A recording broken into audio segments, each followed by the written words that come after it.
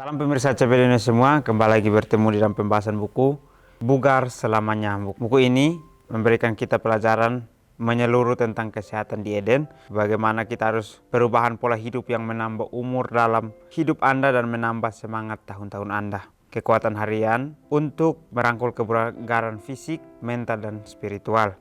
Motivasi, inspirasi, dan dorongan, kisah kemenangan dan wawasan menarik tentang manusia dan penciptanya. Bagaimana buku ini membawa kita kepada cerita menuju jalan kesehatan yang ada di Eden. Jadi pelajaran-pelajaran ini memberikan kita pengetahuan untuk terus menjaga akan tubuh kita sebagai bait suci Tuhan, untuk kita bisa menjaganya dan melindunginya. Bacaan kita kali ini judulnya adalah arti dalam penderitaan.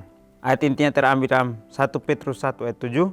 Maksud semuanya itu ialah untuk membuktikan kemurnian imanmu yang jauh lebih tinggi nilainya daripada emas yang fana, yang diuji kemurniannya dengan api sehingga kamu memperoleh puji-pujian dan kemuliaan dan kehormatan pada hari Yesus Kristus menyatakan dirinya. Saat menderita, kita mulai kehilangan harapan. Dr. Viktor Frankl yang mengalami kengerian kamp konsentrasi Perang Dunia II diminta untuk membawa presentasi kepada sesama penderita di hari-hari terakhir yang mengerikan sebelum pembebasan. Dia memulai dengan hipotesis bahwa situasi kita bukanlah situasi terburuk yang dapat kita bayangkan. Inilah poin-poin yang dia buat untuk menanamkan harapan kepada mereka yang putus asa dari buku Man's Search for Meaning. Yang pertama, sangat sedikit dari kerugian-kerugian yang tidak dapat tergantikan. Sebagian besar bisa dipulihkan atau dicapai kembali, seperti kesehatan, keluarga, kebahagiaan, kemampuan profesional, kekayaan, atau kedudukan dalam masyarakat. Baik, pelajaran kita kali ini menceritakan bagaimana kita harus bertumbuh iman kita. Melalui penderitaan, kita bisa untuk memiliki harapan lagi pada saat kita dekat dengan Tuhan. Di dalam ayat intinya dikatakan bahwa ini adalah bukti kemurnian imanmu. Jadi kita tidak boleh berpikir bahwa penderitaan ini adalah hal terberat yang kita alami, tetapi ini adalah bentuk kemurnian akan iman kita, sehingga iman kita akan jauh lebih tinggi daripada nilai emas yang fana di dunia ini. Jadi kita dimurnikan dengan api supaya kita memperoleh puji-pujian, kemuliaan dan kehormatan pada saat Yesus datang kembali. Jadi saat kita menderita, kita mungkin merasa akan kehilangan harapan atau kita merasa tidak berguna lagi. Tetapi di sini kembali diingatkan bahwa kita harus dekat dengan Tuhan, maka kita akan memiliki pembebasan itu. Jadi pada saat kita ingin untuk dibebaskan, masih ada proses yang harus kita alami. Penderitaan itu mungkin kita rasa sangat berat untuk kita jalani, tetapi kita ingat bahwa dengan Tuhan kita bisa untuk melewati semuanya. Bagaimana contoh yang diambil oleh Dr. Viktor ini, dia memberikan harapan kepada orang-orang yang pada saat itu konsentrasi Perang Dunia II. Pada hari-hari terakhir sebelum pembebasan itu, mungkin banyak sekali orang yang sudah tidak memiliki harapan lagi. Begitupun kehidupan kita. Tuhan sudah mengumumkan bahwa pada saat kita hidup dengan Dia, maka kita akan memiliki kehidupan yang kekal itu. Tetapi yang kita inginkan adalah kehidupannya, tetapi kita tidak mau proses yang kita alami itu. Begitupun dengan orang-orang yang sudah diberikan harapan oleh Dr. Viktor. Mungkin mereka sudah merasa bahwa mereka tidak akan hidup lagi. Mereka sudah tidak memiliki apa-apa di dunia ini. Tetapi apa yang dikatakan di sini bahwa situasi kita bukanlah situasi terburuk yang kita bayangkan. Jadi jangan pernah kita bayangkan bahwa penderitaan yang kita alami adalah penderitaan yang sangat besar. Tetapi kita harus ingat bahwa penderitaan ini akan membawa kita pertumbuhan iman kita masing-masing. Jadi untuk menanam harapan kepada kita yang sedang putus asa, kita harus sangat sedikit dari kerugian yang tidak tergantikan. Jadi kita jangan pernah bahwa pengorbanan kita yang kita sudah lakukan dalam masa penderitaan kita, ini adalah kerugian terbesar kita. Tetapi kita ingat bahwa semuanya akan kembali. Dikatakan di sini bahwa sebagian besar bisa dipulihkan kembali atau dicapai kembali, seperti kesehatan, keluarga, kebahagiaan, kemampuan profesional, kekayaan atau kedudukan dalam masyarakat. Jadi dijanjikan kepada kita bahwa pengorbanan kita bukanlah kerugian terbesarnya, tetapi akan ada sebagian yang terganti, yaitu kesehatan, keluarga, kebahagiaan, kemampuan profesional, kekayaan dan kedudukan dalam masyarakat. Kalau kita ingat dari poin pertama ini, kita mengingat akan cerita Ayub, di mana pada saat penderitaannya yang dialami, dia sudah tidak punya siapa-siapa lagi. Tetapi apa yang Tuhan janjikan? Tuhan mau supaya dia terus menyerahkan dirinya kepada Tuhan. Sehingga pada saat dia sudah serahkan dirinya sepenuh kepada Tuhan, apa yang dia dapatkan kembali? Kesehatan dia dapatkan, keluarga dia dapatkan kembali, kebahagiaan dan kemampuan profesional juga Tuhan berikan kembali kepada kehidupannya. Jadi semua yang Tuhan ambil dari kehidupan kita sebagian besar akan Tuhan pulihkan kembali pada saat kita menyerahkan diri kita kepada Tuhan. Karena melalui dialah yang akan membawa kita kepada harapan selalu kita impikan itu. Yang kedua, meskipun peluang mereka untuk bertahan hidup tampak kecil, mungkin 1 dari 20, selalu ada kemungkinan bahwa peluang besar akan datang tiba-tiba. Yang ketiga, apabila yang telah mereka alami tidak dapat diambil dari mereka oleh kekuatan apapun yang ada di dunia ini. Yang keempat, kehidupan manusia selalu mempunyai makna, dan ini termasuk kesengsaraan, penderitaan, dan kematian. Apapun keadaannya, hidup harus dijalani dengan penuh martabat dan makna. Bahwa pengorbanan yang terpaksa mereka lakukan dapat berarti jika mereka memilih untuk melihat bahwa dengan penderitaan mereka, orang lain mungkin akan menanggung penderitaan yang lebih sedikit. Atau mungkin dengan keberanian mereka, orang lain akan diberkati. Poin-poin ini sangat memberikan kita pelajaran ya.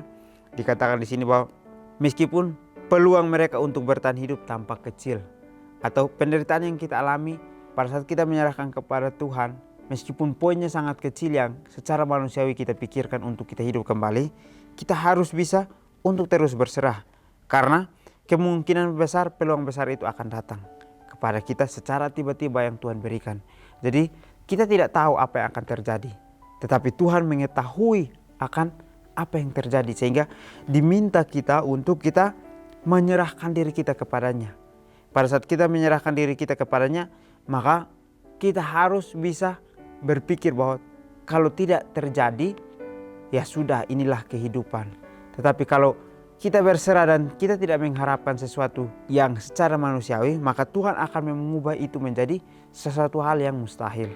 Jadi kita tidak boleh berpikir bahwa pada saat kita sudah menyerahkan diri kepada Tuhan, maka Dia juga harus sembuhkan kita saat itu. Tetapi kita harus ingat bahwa ada proses yang harus kita alami untuk mencapai titik penyembuhan itu. Jadi penderitaan yang kita alami tidak ada yang sulit, tidak ada yang berat yang kita bayangkan, tetapi semuanya adalah sesuai dengan kapasitas yang kita miliki. Itulah yang Tuhan janjikan di dalam kehidupan kita. Jadi Tuhan menjanjikan bahwa ujian itu datang sesuai dengan kemampuan kita, tidak melebihi batas kemampuan kita. Jadi pada saat kalau kita menderita di dalam kehidupan kita, kita harus ingat bahwa itu adalah ujian kita untuk bertumbuh. Jadi jangan kita gunakan itu sebagai satu contoh bahwa inilah beban terberat saya, tetapi masih ada yang akan lebih dari kita pada saat kita menyerahkan diri kita kepada Tuhan. Karena Tuhan mengetahui akan iman kita masing-masing, sehingga pada saat itulah Tuhan akan memberikan ujian itu kepada kehidupan kita. Tuhan akan mengizinkan ujian itu kepada kehidupan kita. Apa yang telah mereka alami tidak dapat diambil dari mereka oleh kekuatan apapun yang ada di dunia ini. Jadi pada saat kita mengalami penderitaan, maka penderitaan yang kita alami itu kita tidak bisa pulihkan sendiri dengan kekuatan manusia kita. Kita tidak bisa melakukan penyembuhan dengan apa yang kita miliki secara manusiawi. Hanya Tuhanlah yang dapat membawa kita kepada penyembuhan itu. Jadi melalui Tuhan kita dapat disembuhkan. Kehidupan manusia selalu mempunyai makna, dan ini termasuk kesengsaraan, penderitaan, dan kematian. Jadi kehidupan manusia ini memiliki 3 makna ya. Dikatakan di sini bahwa kesengsaraan, penderitaan, dan kematian. Apakah ini kita tidak alami selama kita hidup? Ketiga ini akan kita alami selama kehidupan kita. Kita akan memiliki kesengsaraan, kita akan memiliki penderitaan, dan kematian. Jadi Tuhan mengajarkan kepada kita bahwa sengsara atau kesengsaraan yang kita miliki ini haruslah kesengsaraan yang Tuhan izinkan untuk kita bertumbuh. Dan juga penderitaan yang kita alami ini untuk menguji akan kemurnian hati kita. Apakah yang kita pilih, apakah yang akan kita jalani. Dan kematian yang akan kita alami ini adalah proses bagaimana sebelum kita nyampe kepada titik kematian itu. Maka kita sudah harus mengalami proses untuk kita dimurnikan. Sehingga pada saat kita dimurnikan, kita lebih memiliki hati yang murni kepada Tuhan. Sehingga pada saat kita mengalami kematian, kita sudah siap untuk hidup kembali di kehidupan kekal itu. Apapun keadaan kita, hidup harus dijalani dengan penuh martabat dan makna. Jadi apapun yang kita alami di dalam kehidupan kita, kita harus jalani. Karena itulah proses yang harus kita tempuh. Jadi tidak ada proses yang gampang yang harus kita tempuh dalam kehidupan kita. Tetapi ada proses di mana kita akan bertumbuh. Sehingga penderitaan-penderitaan yang kita alami di depan kita ini boleh membawa kita kepada satu nilai yang tinggi yang mengalahkan emas yang fana dikatakannya. Jadi kita diberikan ujian untuk bertumbuh, bukan untuk meninggikan diri kita, tapi kita mengerti bahwa Tuhan memberikan kita pelajaran untuk lebih dekat kepadanya, lebih mengendalikan akan kehidupannya. Bahkan pengorbanan yang terpaksa mereka lakukan dapat berarti jika mereka memilih untuk melihat dengan penderitaan mereka. Orang lain mungkin akan menanggung penderitaan yang lebih sedikit, atau mungkin dengan keberanian mereka, orang lain akan diberkati. Jadi contoh yang sangat menarik ya, melalui pengorbanan kita yang mungkin terpaksa sekalipun, itu bisa menjadi contoh buat orang, di mana kita dapat memilih bahwa kita bisa meringankan akan beban mereka. Kita dapat menolong mereka untuk hidup lebih ringan akan kehidupan mereka. Ataupun mungkin keberanian kita bisa menjadi berkat buat orang lain yang menerima bahwa oh ini penderitaan saya, tetapi orang lain yang mengambil. Inilah contoh yang Tuhan lakukan untuk kehidupan kita manusia. Dia berkorban untuk kita, meskipun kita yang melakukan dosa, tetapi dia berkorban untuk kita, untuk meringankan akan dosa-dosa kita. Tetapi apakah kita memilih untuk kita tidak berubah? Harus kita memilih untuk berubah. Sehingga pada saat kita berubah, inilah kesehatan yang kita dapatkan dari Tuhan. Kesehatan akan mental, fisik, dan spiritual kita. Tuhan berikan kepada kita. Jadi melalui pelajaran-pelajaran ini kita dapat diberikan kekuatan bahwa hidup dengan Tuhan adalah satu pertumbuhan untuk memiliki nilai yang tinggi, di mana mengalahkan akan emas yang fana. Poin yang kelima dikatakan di sini bahwa hidup masih mengharapkan ada sesuatu yang bisa didapatkan dari mereka. Menyerah akan berarti seseorang di masa depan akan menderita karena tidak ada kata-kata kebaikan, tidak akan terucap. Seorang sahabat tidak akan tertolong, sebuah buku tidak akan ditulis. Mereka tidak akan pernah terlalu sakit, terlalu cacat, atau terlalu tua sehingga Tuhan tidak membutuhkan mereka dan apa yang mereka persembahkan. Jadi ini teguran keras untuk kita ya. Hidup ini masih mengharapkan sesuatu yang bisa dapat dari kehidupan kita. Jadi hidup ini harus memiliki harapan dari diri kita sendiri. Pada saat kita menyerahkan hidup kita kepada Tuhan, berarti kita sedang mempertaruhkan masa depan kita kepada kehidupan Tuhan. Kita akan menderita yang mungkin orang lain tidak pernah rasakan secara sama seperti kehidupan kita, tetapi ada prosesnya. Dikatakan di sini bahwa kita harus bisa memiliki pengalaman di mana kita bisa mengatakan kata-kata kebaikan yang tidak pernah terucap pada saat kita tidak mengalami proses ini. Dan juga seorang sahabat tidak akan menolong temannya pada saat dia tidak mengalami proses yang sama atau pengorbanan itu. Dan juga sebuah buku tidak akan bisa ditulis kalau tidak ada kerjasama antara seorang penulis dan pena yang sudah ada di tangannya. Jadi semua akan terlihat sempurna pada saat kita menjalaninya. Dikatakan bahwa hidup harus dijalani. Apapun yang kita alami, kita harus jalani untuk pertumbuhan kehidupan kita masing-masing. Mereka tidak akan pernah terlalu sakit, terlalu cacat, dan terlalu tua sehingga Tuhan tidak membutuhkan mereka apa yang mereka persembahkan. Jadi kita tidak boleh mengatakan bahwa ini kehendak kita, sehingga pada saat kita mengorbankan sesuatu, Tuhan tidak menerima itu. Tetapi kita harus menyerahkan semuanya kepada Tuhan. Tuhan, inilah kehidupan saya yang harus Tuhan gunakan untuk sesuatu pengorbanan kepada orang lain. Sehingga pada saat kita digunakan oleh Tuhan, maka orang lain dapat diberkati, orang lain bisa melihat akan keringanan yang Tuhan berikan kepada kehidupan mereka. Banyak orang marah kepada Tuhan karena mereka berpikir bahwa Dia membiarkan hal-hal buruk terjadi supaya rencana utamanya dapat terlaksana bagi alam semesta, menyempurnakan karakter kita, memberi kita pelajaran penting karena kesalahan-kesalahan kita. Tetapi Tuhan tidak membuat pesawat jatuh atau perahu-perahu tenggelam. Dia tidak menyebabkan anak-anaknya dilahirkan dengan AIDS atau menyebabkan kematian bagi ribuan orang dengan kelaparan. Kebenaran dasarnya adalah hal-hal terburuk terjadi pada kita karena kita hidup dalam pengaruh wilayah kekuasaan iblis. Dan konsekuensi dosa adalah maut. Jika Anda menderita, mintalah Tuhan membantu Anda menemukan makna di dalamnya. Baik, di akhir pelajaran kita memberikan kita pengetahuan bahwa banyak orang yang marah kepada Tuhan, atau kita sendiri pun marah kepada Tuhan. Kita berpikir bahwa kenapa hal terburuk ini Tuhan rencanakan untuk kehidupan saya? Kenapa Tuhan tidak mengambil dari kehidupan saya untuk hal-hal terburuk ini tidak ada? Tetapi apakah Tuhan membuat hal-hal buruk ini supaya ada dalam kehidupan kita untuk menghukum kita? Sebenarnya ini adalah proses kita untuk bertumbuh. Jadi Tuhan mengizinkan hal-hal buruk itu datang kepada kehidupan kita untuk menempa akan kehidupan kita. Apakah kita memiliki hati kepada Tuhan atau kita memiliki hati kepada kemanusiaan kita sendiri? Sehingga pada saat kita ingin untuk diubahkan oleh Tuhan, maka kita harus disempurnakan karakter kita melalui hal-hal terburuk itu. Dengan hal-hal terburuk itu kita dapat bertumbuh untuk memiliki karakter seperti Yesus.